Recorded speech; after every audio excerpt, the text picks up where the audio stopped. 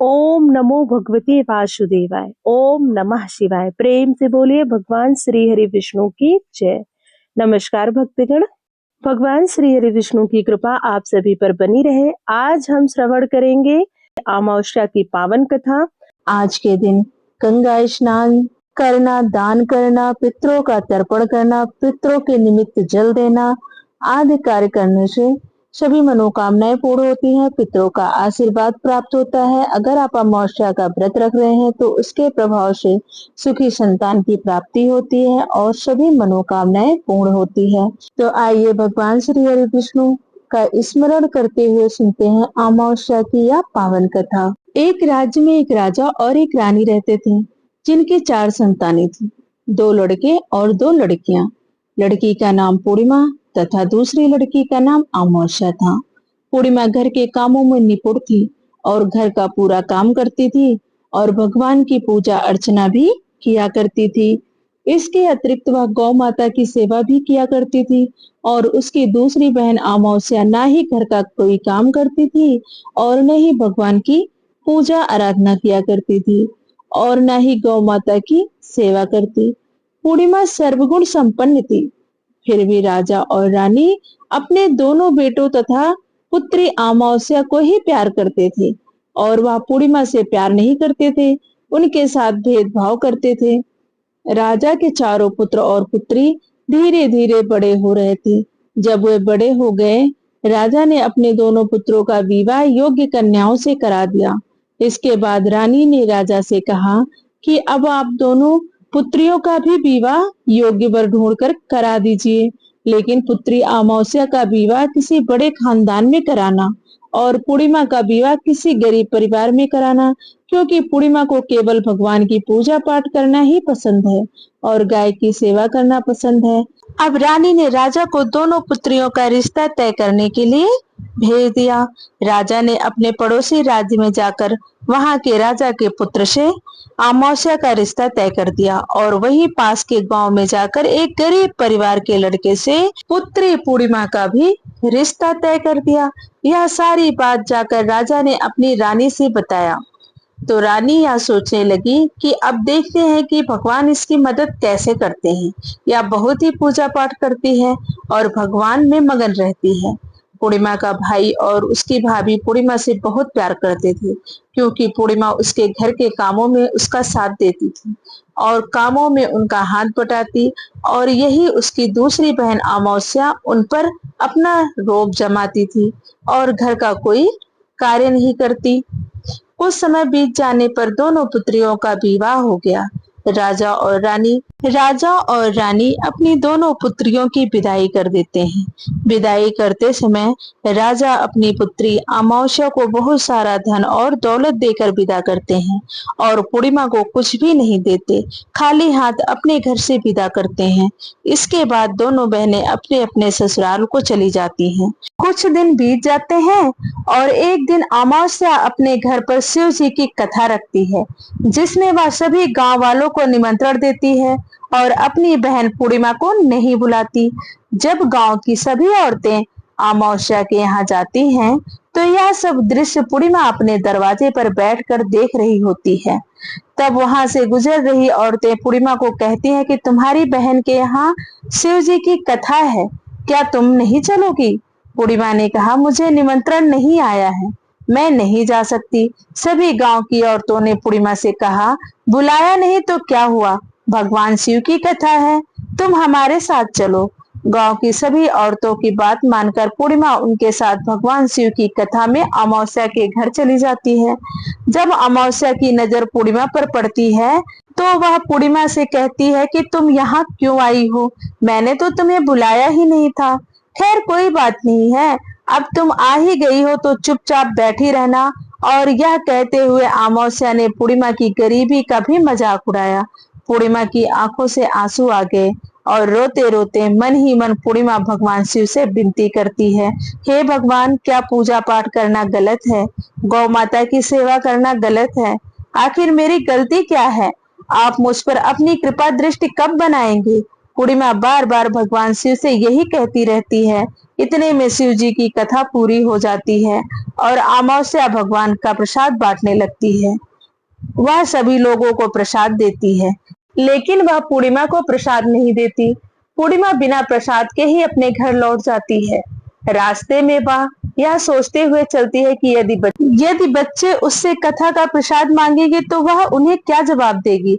उसने सोचा था कि वह अपने मायके, अपने भाई और भौजाई के यहाँ जाएगी और वहां जाते हुए वहां से बच्चों के लिए कुछ लेकर जाएगी। यही मन में विचार करते हुए वह वहां से अपने घर वापस लौट आई। घर वापस लौटकर आने के बाद वह अपने पति और बच्चों से कहती है कि वह अपने मायके जा रही है। पति ने कहा ठीक है, और कुछ समय के बाद पूर्णिमा अपने मायके के लिए रवाना हो गई। चलते चलते रास्ते में एक चबूतरा आया। उस चबूतरे पर एक तुलसी का पौधा लगा था। उस चौतरे पर एक बूढ़ी अम्मा बैठी थी। वह कोई और नहीं, साक्षात तुलसी माँ थी। उस बूढ़ी माता ने पूर्णिमा से कहा, बिटिया तुम कौन हो और कहाँ जा रही हो। पूर्णिमा अपना परिचय देती है। परिचय देने के बाद बूढ़ी औरत ने पूर्णिमा से कहा कि यहाँ तुलसी का पौधा सूख रहा है, इसमें थोड़ा सा पानी डाल दो और इस चबूतरे की सफाई कर दो, जिससे मुझे थोड़ी ठंडक मिलेगी। पूर्णिमा ने कहा ठीक है माँ, मैं तुलसी के पौधे में पानी डाल देती हूँ और यहाँ की सफाई कर देती हूँ। पूर्णिमा ने साफ सफाई करने के बाद बूढ़ी अम्मा को भी नहला दिया और बूढ़ी अम्मा की भी सेवा की। उनके पैर दबाए और बूढ़ी अम्मा से कहा, माँ जी और बताइए मैं आपकी क्या सेवा करूं, और कोई काम हो तो बता दीजिए, मैं कर दूंगी। बूढ़ी अम्मा ने कहा कुछ नहीं, अब तुम जाओ और वापस जाते समय मुझसे मिलते हुए जाना। पूर्णिमा ने बूढ़ी अम्मा से कहा ठीक है माँ जी, वापस जाते वक्त आपसे मिलते हुए जाऊंगी। कुछ समय आगे चलने के बाद एक शिव मंदिर आया। वहां पर एक बूढ़े बाबा मिले जो मंदिर के बाहर बैठे हुए थे। वह कोई और नहीं, साक्षात भोलेनाथ थे। उन्होंने पूर्णिमा से कहा कि कहाँ जा रही हो बेटी, तुम कौन हो। तब पूर्णिमा ने अपने परिचय दिया।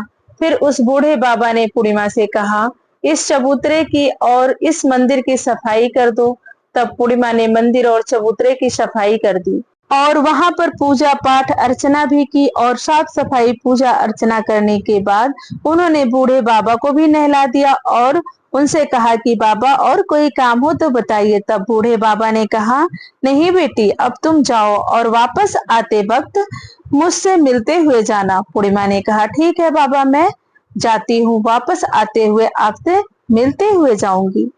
आगे चलते चलते कुछ दूर चलने के बाद पूर्णिमा को एक काली जी का मंदिर दिखा। वहां भी एक बूढ़ी अम्मा चबूतरे पर बैठी हुई थी। उस बूढ़ी औरत ने पूर्णिमा से कहा बेटी तुम कौन हो, कहाँ जा रही हो। तब पूर्णिमा ने उस बूढ़ी औरत को भी अपना परिचय दिया।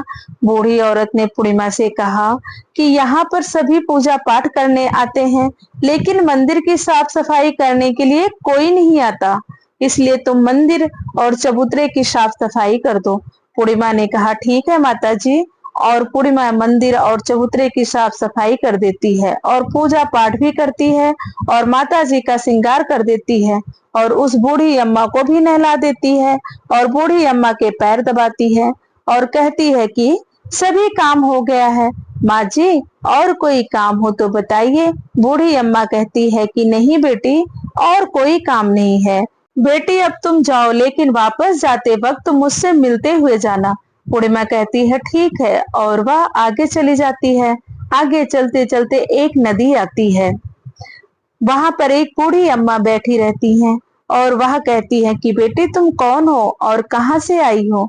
उसे भी पूर्णिमा अपना परिचय देती है।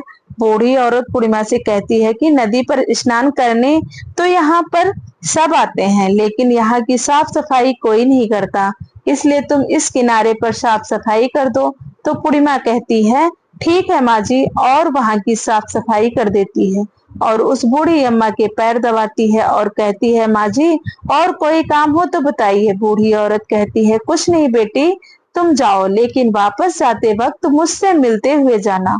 और वहां नाव में बैठकर नदी के दूसरे किनारे पहुंच जाती है। उसके बाद वह अपने मायके पहुंच जाती है। वहां पर पूर्णिमा के भाई और भाभी उसे देखकर बहुत खुश हो जाते हैं और वे पूर्णिमा की बहुत खातिरदारी करते हैं। और उनसे बहुत सारी बातें करते हैं और कहते हैं कि बच्चों को भी साथ लेकर आती तो बहुत अच्छा होता। काफी समय तक रहने के बाद पूर्णिमा ने वापस अपने ससुराल जाने को कहा तो उसकी भाभी ने उसके लिए साड़ी दी और बच्चों के लिए खिलौने, कपड़े और खाने पीने की कुछ चीजें रख दी और कहा कि तुम बहुत दिनों बाद आती हो। और पूर्णिमा की भाभी ने यह थैला पूर्णिमा के हाथ में दिया और कहा कि जाओ और जल्दी वापस आना। इसके बाद पूर्णिमा वहां से अपने ससुराल के लिए रवाना हुई और उसी नदी के किनारे पर पहुंची और नाव में बैठकर दूसरे किनारे पर उतर गई। वहां पर उतरते ही वहां पर उस बूढ़ी अम्मा मिली जो साक्षात गंगा मैया थी। उस बूढ़ी अम्मा ने पूर्णिमा को एक थैला दिया और कहा कि इसे तुम अपने घर जाकर ही खोलना। अब पूर्णिमा के पास बहुत सारे सामान हो गए थे। उन्हें लेकर पूर्णिमा वहां से रवाना हुई। आगे कुछ दूर चलने पर काली माँ का मंदिर आया। वहां पर काली माँ बूढ़ी माँ के रूप में विराजमान थी। उसने कहा, आ गई बेटी? पूर्णिमा ने कहा, हाँ माँ जी, मैं आ गई हूँ। काली माँ ने उसे एक थैला दिया और कहा, हे पुत्री, तुम यह थैला अपने घर जाकर ही खोलना। अब पूर्णिमा के पास 3 थैले हो गए थे। तीनों थैली लेकर पूर्णिमा आगे बढ़ी। कुछ दूर जाने पर शिव जी का मंदिर आया। वहां बूढ़े बाबा के रूप में शिव जी स्वयं विराजमान थे। बूढ़े बाबा ने कहा, पूर्णिमा तुम वापस आ गई? पूर्णिमा ने कहा, हाँ बाबा, मैं वापस आ गई। बूढ़े बाबा ने पूर्णिमा को एक थैला दिया और कहा, यह थैला तुम घर जाकर ही खोलना। पूर्णिमा ने कहा, ठीक है बाबा। अब पूर्णिमा के पास 4 थैले थे। अब पूर्णिमा 4 थैले को कैसे ले जाती? उसने एक पुरानी साड़ी निकाली और उन सभी थैलों को एक गट्ठा बना लिया और सर पर रख कर वहां से रवाना हुई। कुछ दूर जाने पर उसे तुलसी माँ बूढ़ी औरत के रूप में मिली और कहती हैं, पूर्णिमा तुम आ गई? पूर्णिमा ने कहा, हाँ माँ जी, मैं आ गई। वह बूढ़ी औरत भी उसे एक थैला देती है और कहती है, यह थैला तू अपने घर जाकर खोलना। पूर्णिमा कहती है, ठीक है माँ जी। अब पूर्णिमा के पास 5 थैले हो गए थे। पूर्णिमा वहां से रवाना हो गई तो वापस घर पहुंच गई। पूर्णिमा ने गट्ठर को नीचे रखा और सबसे पहले अपने मायके के थैले को खोलकर देखने लगी। बच्चे के लिए अच्छे अच्छे कपड़े और खाने पीने की चीजें थी और उनमें कुछ गहने भी थे। पूर्णिमा ने कपड़े अपने बच्चों को दे दिए और खाने पीने की चीजें भी बच्चों को दे दी। बच्चे यह सब पाकर बहुत खुश थे। अब पूर्णिमा ने दूसरा थैला खोला जो उसे गंगा मैया ने दिया था। उसमें ढेर सारे पैसे, हीरे जवाहरात, सोना चांदी आदि थे। इसके बाद पूर्णिमा ने तीसरा थैला खोला जो उसे काली माँ ने दिया था। उसमें बहुत सारा सोना श्रृंगार का सामान भरा था। इसके बाद पूर्णिमा ने चौथा थैला खोला जो उसे भगवान शिव ने दिया था। उसमें बहुत सारा धन संपत्ति से भरा था और बहुत सारी खुशियां भरी हुई थी। इसके बाद अब पूर्णिमा ने 5वां थैला खोला जो उसे तुलसी माँ ने दिया था। उसमें चावल, दाल और 7 प्रकार की खाने की चीजें से भरा पड़ा था। अब पूर्णिमा के घर में किसी भी चीज की कमी नहीं थी। उसका घर धन धान्य से भरा हुआ था और परिपूर्ण था। अब पूर्णिमा और उसका परिवार सुख से जीवन व्यतीत करने लगा। अब पूर्णिमा के मन में विचार आया, क्यों ना शिव जी की कथा कराई जाए। उसने शिव जी की कथा कराई। शिव जी की कथा के लिए एक कार्यक्रम रखा। पूर्णिमा ने गांव के सभी लोगों को निमंत्रण दिया और घर घर जाकर सभी लोगों को बुलाया। पूर्णिमा अपनी बहन अमावस्या के घर भी गई और अमावस्या को भी शिव जी की कथा के लिए अपने घर पर बुलाया। जब अमावस्या पूर्णिमा के घर शिव जी की कथा में आई तो उसने देखा कि पूर्णिमा के घर पर किसी भी चीज की कोई कमी नहीं है। इतना सारा धन दौलत देखकर अमावस्या आश्चर्यचकित हो गई। उसने पूर्णिमा से कहा कि तुम्हारे घर में इतना धन दौलत कहाँ से आया? और पूर्णिमा ने कहा, देखो बहन, तुमने शिव जी की कथा में मुझे नहीं बुलाया, फिर भी मैं चली आई। तुमने मुझे प्रसाद तक नहीं दिया और मेरी गरीबी का मजाक भी उड़ाया। उसके बाद से मैं अपने घर आ गई और घर से आते ही मन सोच रही थी कि अपने मायके जाऊंगी और मैं अपने मायके चली गई और जो कुछ घटना इस बीच हुई सभी घटना अपनी बहन अमावस्या को बताती है। तो अमावस्या कहती है कि तुम भी मुझे प्रसाद मत दो और मुझे डांट दो। लेकिन पूर्णिमा ने कहा कि यह तो भगवान का प्रसाद है, मैं तो सबको दूंगी और तुम्हें भी दूंगी। फिर भी अमावस्या ने प्रसाद नहीं लिया। वह सीधे अपने घर चली गई। घर जाकर अपने बच्चों से कहकर कि वह अपने मायके जा रही है, तैयार हो गई और अपने मायके के लिए निकल गई। उसे भी रास्ते में चलते चलते तुलसी माँ मिली, जो चबूतरे पर बूढ़ी माँ के रूप में बैठी हुई थी। बूढ़ी माँ ने अमावस्या से कहा, बेटी कौन हो तुम और कहाँ जा रही हो? अमावस्या ने अपना परिचय दिया। बूढ़ी माँ ने कहा, बेटी यह तुलसी का पौधा सूख रहा है, इसमें थोड़ा सा पानी डाल दो और इस चबूतरे की सफाई कर दो। इस पर अमावस्या ने कहा, बुढ़िया तुझे दिखाई नहीं दे रहा है मैं इतनी महंगी साड़ी पहन रखी हूँ, या गंदी हो जाएगी? ऐसा कहकर वह वहां से आगे चली गई। आगे जाने पर उसे भगवान शिव मिले, जिसे उसने ऐसा ही कहा। उसके बाद आगे जाने पर काली माँ मिली, जिनसे भी उसने यही बात कही। आगे जाने पर उसे गंगा माँ मिली, उनसे भी उसने यही बात कही। इसके बाद अमावस्या जब नाव पर बैठने लगी तो उसे नाव में फूलों की जगह कांटे भरे थे, जो उसके पैरों में चुभ रहे थे। किनारे पर उतरकर वहां से अपने मायके चली गई। जब वहां उसे उसकी भाभीियों तथा भाइयों ने देखा तो मन ही मन कहने लगे कि काम की ना काज की, ढाई मन अनाज की। अब आ गई है तो ठीक है। पूर्णिमा तो हमारे कामों में हाथ भी बटाती थी, या कोई काम नहीं करेगी। अब उन्होंने खाना बनाया और खा पी कर सो गए। अमावस्या जब सुबह उठी और अपनी भाभीियों से कहा कि मैं अपने ससुराल जा रही हूँ। उन्होंने कहा, ठीक है जाओ। अमावस्या बोली, पूर्णिमा को तो तुमने एक थैला दिया था और मुझे कुछ नहीं दोगे क्या? भाई और भाभी ने कहा, तुम घर जाओ, थैले तुम्हारे घर पहुंच जाएंगे। फिर अमावस्या वहां से निकल गई और नदी के किनारे पर पहुंची। वहां गंगा मैया बूढ़ी औरत का रूप धारण करके बैठी थी। बूढ़ी माँ ने कहा, आ गई बेटी? तो उसने कहा, हाँ आ गई। अमावस्या ने कहा, तुमने पूर्णिमा को एक थैला दिया था और मुझे नहीं दोगी क्या? बूढ़ी अम्मा ने कहा, तुम घर जाओ, थैले तुम्हारे घर पहुंच जाएंगे। इसके बाद आगे जाने पर उसने काली माँ मिली, जिसने अमावस्या को यही कहा। इसके बाद आगे जाने पर शिव भगवान मिले, उन्होंने अमावस्या से यही कहा। इसके बाद जाने पर तुलसी माँ मिली, उन्होंने भी यही कहा, तुम घर जाओ, थैले तुम्हारे घर पहुंच जाएंगे। अमावस्या अपने घर पहुंच गई और आंगन में देखा तो वहां पर 5 थैले पड़े थे। अमावस्या ने मन ही मन सोचा, अब तो मेरे बहुत सारे धन हो जाएंगे, और यह सोचकर वह जल्दी जल्दी उन थैलों को खोलना शुरू करी। किसी में मिट्टी थे तो किसी में पत्थर, किसी में कंकड़ और किसी में कोयला। यहाँ तक कि उसके मायके से भी कुछ नहीं मिला।